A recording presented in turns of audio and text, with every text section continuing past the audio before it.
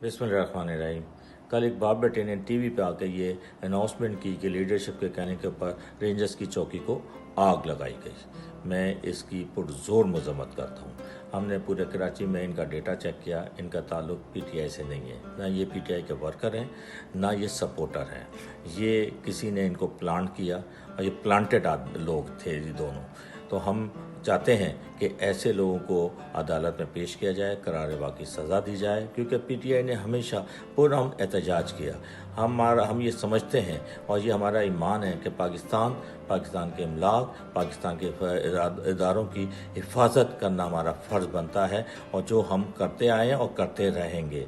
तो इंशाअल्लाह आइंदा भी अगर कोई इस किस्म की हरकत करता है तो बिल्कुल मैं चाहता हूँ कि पुलिस उनको अरेस्ट करे और उनको करार वाक़ई सज़ा दे, ताकि ये भेड़ जो है ना हमारी सफ़ों में, इनको बेनकाब किया जाए। पाकिस्तान जिंदाबाद।